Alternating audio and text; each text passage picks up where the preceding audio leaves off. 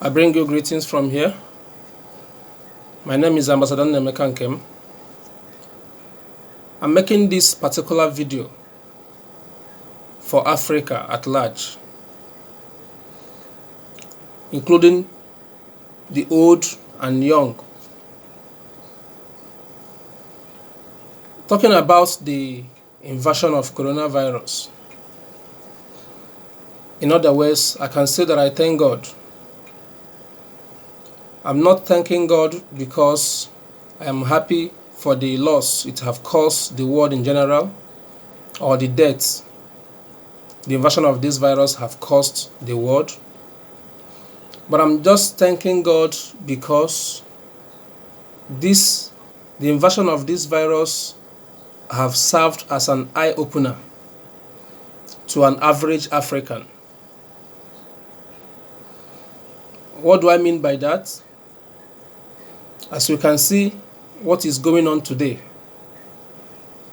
the whole world is stand still. The whole world is now static. The lockdown have affected the whole world just because of this pandemic called coronavirus, the COVID-19, in other words. How does this relate to Africa that I'm talking about? I captioned this video, "The unity of Africa is now or never." Yes, the unity of Africa is now or never. It is only God that knows the reason why He is protecting Africa from this pandemic. No man born of a woman can tell the reason why God has been protecting Africa from this pandemic. Forget the stories from some of the African countries, especially the West African countries. Forget the stories. Some of them they have their own reasons, because they have made this coronavirus as an avenue. They have used this as an avenue of extortion. It is those of them that are the ones claiming that this virus have entered their country and they have finally cured some people, and they have one or two persons have died, and so persons have been discharged. And when you look at the story, you compare it with United States of America that holds the world power. Precisely the New York is rated to have the world-class, most sophisticated medical equipments. You can Google it. But today, this pandemic, this COVID-19, penetrated New York and spread like never before, beyond human imagination. You know, one thing with America, whenever America tells you that maybe they have lost 10 persons out of this virus, double that 10 persons times 5. So when you look at the number of people that America today have published to the world that they have lost, that have died over this pandemic, you will now believe that what most of the African leaders are telling the world is fallacy. It is politically motivated, maybe to gain fund from the WHO, World Health Organization, or to gain a support fund from most of their citizens. That is the major reason why most of these West African countries or African countries are claiming that this coronavirus have entered their country. Now, I challenge you with this question to any leader in Africa that is claiming that coronavirus entered their country, and four persons is carrying it, and 2 is been discharged, 1 died. Ask that leader, how did you manufacture the vaccine you used to cure coronavirus? This simple question will leave them with doubt, with rethink. It will make them believe that your brain is working. Ask such leader, how did you manage to manufacture vaccine to cure coronavirus? For more than 1 month now, the United States' most valued lab technicians, lab scientists, has been on research to get a vaccine for this virus, but to no avail. And now you are telling me that a country in West Africa, in Africa, was able to curtail or to cure someone with coronavirus. How possible is that? You know, it is only God that is protecting Africa. Can you believe the thought of the Western world over the invasion of this coronavirus? Even Bill Gates himself had the guts to predict how many billions of Africans that will die out of the coronavirus. But today, reverse is the case. Can you imagine how many thousands of people that have died in Asia? How many that have died in Europe? How many that have died in US as a result of the invasion of coronavirus? But in Africa, approximately is not up to 200 or 100.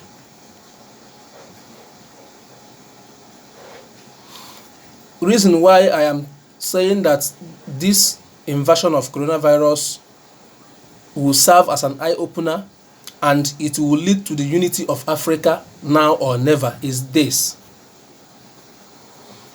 You have seen that no matter how much you have, no matter how much investment you have in America, you have in Asia, you have in Europe, as it stands now, you don't have access to those investments. You don't have access to go to those places, even for medical treatment, even for food, even for nothing. It is only what you have in your country is what you live on at this point in time. Can you imagine in a scenario whereby a particular country in Africa was able to utilize its resources all these years?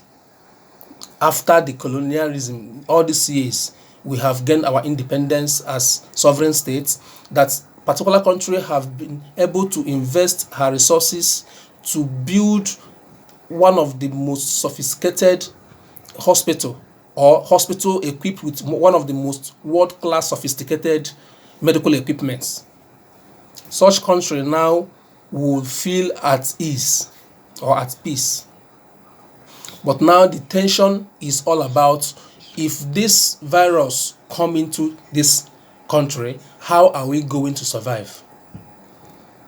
Majority of our countries cannot even produce face mask. It is now that some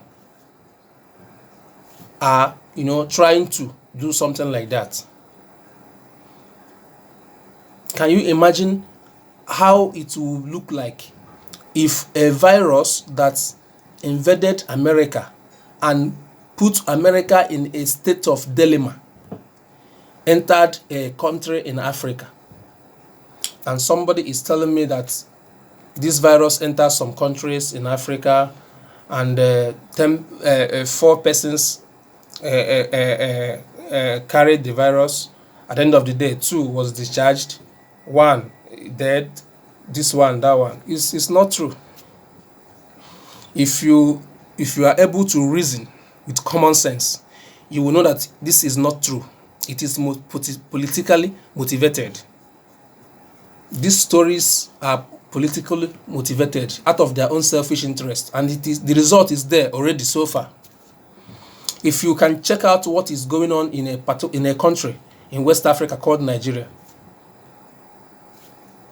after billions of naira has been mapped out from the government fund to fight this coronavirus, and many of their millionaires and billionaires donated billions of naira. At the end of the day, an office was set ablaze.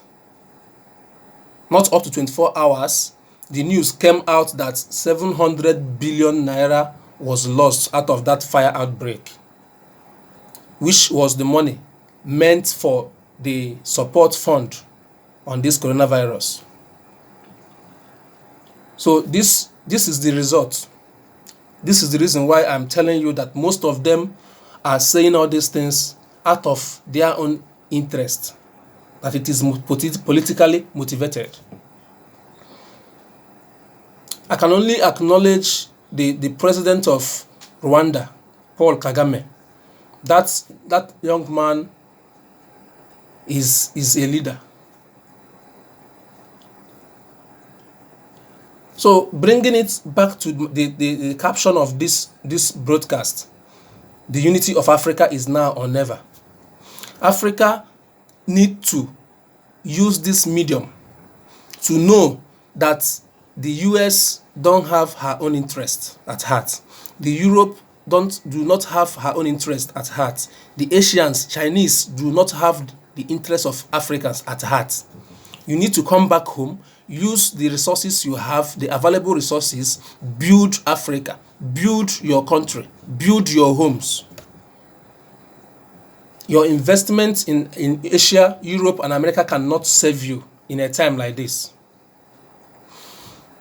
If you cannot imagine, if you are asked to assess the investment of the current and past African leaders in Europe, Asia, and America, you cannot imagine it. But that is not what I'm talking about right now. This is an opportunity. This is the best avenue. If not now, it will be never, for the African leaders to come together as one in unity. They have been saying that the Africa will start using one currency in 2020. 2020 is going close to half, the 6th month, but that has not taken place yet. This is time for Africa to start using one currency. Can you imagine Europe, the whole of Europe? If you have ordinary resident permit of a particular country in Europe, you use that permit to tour the whole of Europe without questions. But in Africa, reverse is the case. Even when you have your international passport of a particular country in Africa, for you to go to another country in Africa, you apply for a visa. Can you imagine United States of America that is made up of 51 countries? They are using one currency. This is power of unity. This is power of unity. Together we stand, divided we fall. And these people are the ones that came to Africa and divided